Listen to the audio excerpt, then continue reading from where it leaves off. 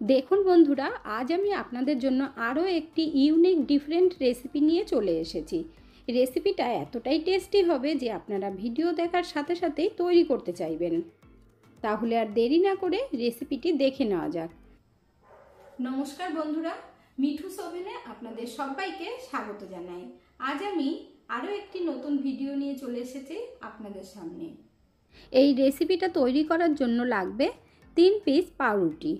আপনাদের ঘরে যদি দুদিনের পাউরুটি রাখা থাকে সেটা দিয়েও তৈরি করতে পারবেন। এখন আমি পাউরুটি 1 পিস নিয়ে কেটে নেব, সেটা আপনাদেরকে দেখিয়ে দিচ্ছি।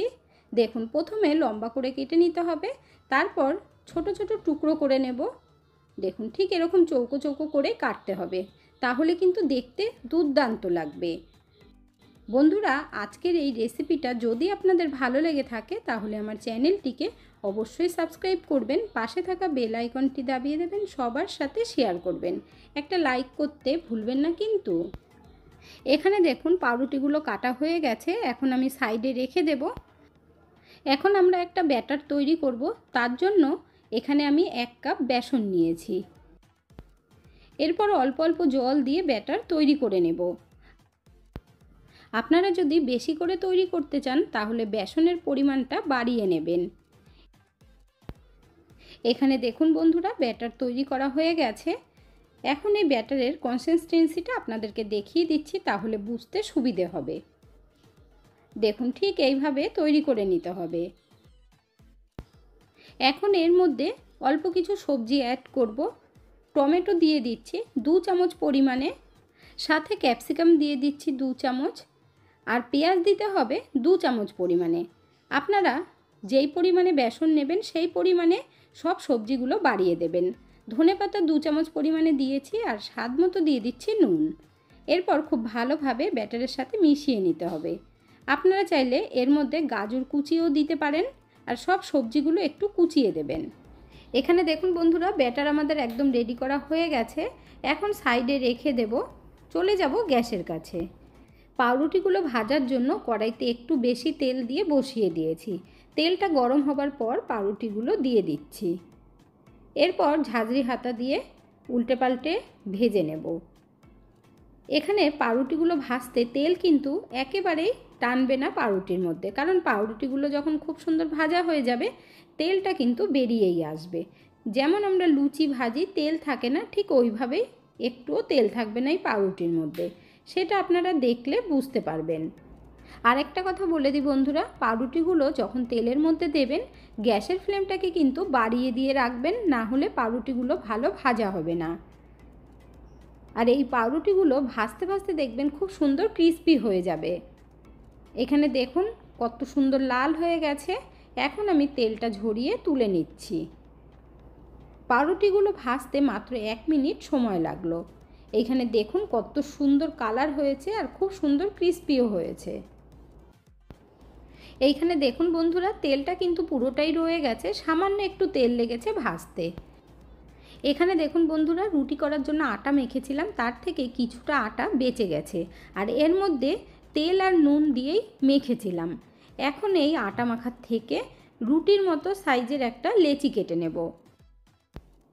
রুটি করার পর যদি আগের দিনের আটা মাখা থেকে থাকে তাহলে সেটা দিয়েও তৈরি করতে পারবেন, দেখবেন খুব ঝটপট হয়ে যাবে।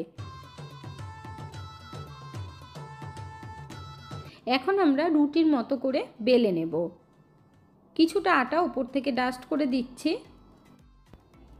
আজকের এই রেসিপিটা এতটাই মজার এবং এতটাই ডিফারেন্ট যে বাচ্চারাও পর্যন্ত ভীষণ ভালো খাবে, সেটা আপনারা পুরো ভিডিওটা দেখলেই বুঝতে পারবেন।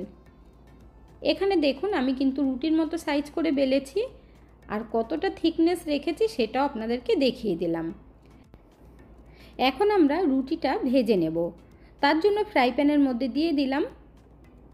এরপর উল্টে পাল্টে ভালোভাবে ভাজতে হবে। একদিক হালকা ভাজা হয়ে গেছে, উল্টে দিলাম। এইভাবে উল্টে পাল্টে ভেজে নিতে হবে। এখানে আমি স্প্যাচুলা দিয়ে একটু চেপে চেপে ভাজছি। এখানে দেখুন বন্ধুরা, উল্টো সাইডটাও কিন্তু হালকা ভাজা হয়েছে। এরপর আবার উল্টে দেব। বন্ধুরা এই রেসিপিটা অবশ্যই কিন্তু একবার তৈরি করে দেখবেন, তারপর কমেন্ট করে জানাবেন আপনাদের কাছে কেমন লাগলো। আর আশা করছি রেসিপিটা কিন্তু আপনাদের ভীষণ পছন্দ হবে। এখানে দেখুন বন্ধুরা, ওপরের দিকটা কিন্তু খুব ভালোভাবে ভেজে নিয়েছি। এখন ওপর থেকে বেসনের ব্যাটার দিয়ে দেব, আর ব্যাটারটাকে ভালোভাবে নাড়িয়ে নিতে হবে। তারপর চামচে তুলে অল্প অল্প করে ভালোভাবে পুরো রুটির মধ্যে লাগাবো। আর এই সময় চাইলে আপনারা গ্যাসটা বন্ধ করে দিতে পারেন। বেসনের ব্যাটার লাগানোর সময় গ্যাসের ফ্লেমটাকে আমি লো আঁচে করে দিয়েছি। এরপর খুব ভালোভাবে পাতলা করে লাগাতে হবে, বেশি মোটা করে কিন্তু বেসনের ব্যাটার লাগানো যাবে না। আপনারা চাইলে বেসনের ব্যাটার লাগানোর আগে টমেটো সস লাগাতে পারেন, তবে রেসিপিটা আমি একদম ডিফারেন্টভাবে তৈরি করছি, তার জন্য আর লাগালাম না। এখানে দেখুন বন্ধুরা, গ্যাসের ফ্লেমটাকে যেহেতু লো আঁচে রেখেছি, তাই বেসনের ব্যাটারটা কিন্তু ওপর থেকে অনেকটাই টেনে গেছে। আর একটু নরম থাকতে থাকতে পাউরুটির এই ক্রিসপি পিসগুলো বা কিউবসগুলো ওপর থেকে বসিয়ে দেব। যতটা ধরবে ততটাই আপনারা দিয়ে নেবেন, ঠিক এইভাবেই। পাউরুটির এই রেসিপিটা খেতে এতটাই মজাদার এবং টেস্টি হয়, আপনারা সকালে জলখাবারে কিংবা সন্ধেবেলাও তৈরি করে নিতে পারেন। আর বাচ্চা থেকে বড় সকলেই ফ্যান হয়ে যাবে। পাউরুটিগুলো খুব সুন্দরভাবে সাজিয়ে দিয়ে দিচ্ছি চিজ। এখানে আমি চিজের একটা কিউব নিয়েছি আর গ্রেটার দিয়ে গ্রেট করে দিচ্ছি। চিজ না দিলে কিন্তু খেতে একেবারেই ভালো লাগবে না। আপনারা হয়তো দেখে বুঝেই গেছেন যে আমি পিৎজা তৈরি করছি, কিন্তু একদম ডিফারেন্টভাবে। এইভাবে একবার তৈরি করে দেখবেন বন্ধুরা, সবাই ভীষণ ভালো খাবে। আর বাচ্চাদেরকে তো খাওয়ার কথা বলতেই হবে না। এরপর ওপর থেকে অরিগেনো দিয়ে দিচ্ছি, যদি আপনাদের ঘরে থাকে দেবেন, না থাকলে না দিলেও চলবে, কোনো অসুবিধে নেই।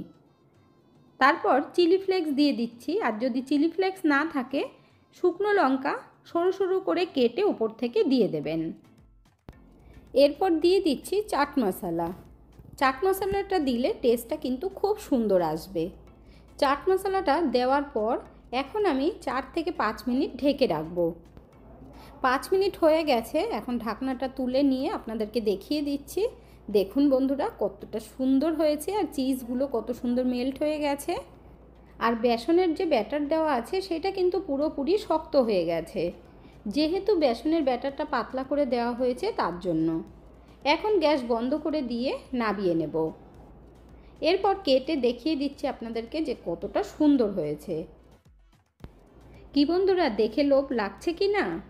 এত সুন্দর একটা রেসিপি ঘরে থাকা উপকরণ দিয়েই তৈরি করে নেওয়া যায়। আর দেখুন, হাত দিয়েও চেক করে দেখিয়ে দিলাম, বেসনটা কিন্তু পুরোপুরি শক্ত হয়ে গেছে। এবার ওপর থেকে টমেটো সস দিয়ে দিচ্ছি। এই কারণেই আমি কিন্তু বেসনের নিচে টমেটো সস দিইনি, কারণ ওপর থেকে দিলে পরে আরও বেশি ভালো লাগবে। তাহলে বন্ধুরা অবশ্যই একবার এইভাবে আপনারা তৈরি করবেন, আর কমেন্ট করে জানাবেন আপনাদের কাছে কেমন লাগলো আজকের রেসিপিটা। এখন আমি কেটে দেখিয়ে দিচ্ছি। দেখুন কত সুন্দর সফট হয়েছে, আর খেতেও কিন্তু দুর্দান্ত টেস্ট। আপনারা না তৈরি করলে কিন্তু বুঝতেই পারবেন না।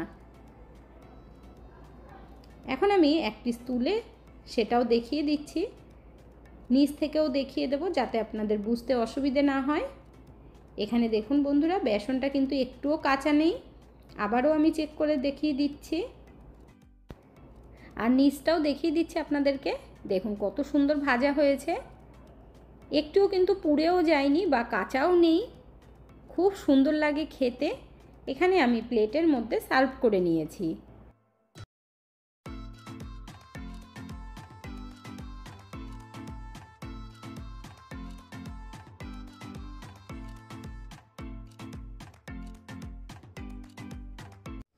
আজকের ভিডিওটা আপনাদের কাছে কেমন লাগলো অবশ্যই কমেন্ট করে জানাবেন। এতক্ষণ ধৈর্য ধরে ভিডিওটি দেখার জন্য অসংখ্য ধন্যবাদ। ভালো থাকবেন, সুস্থ থাকবেন, দেখা হচ্ছে পরের ভিডিওতে। Thank you.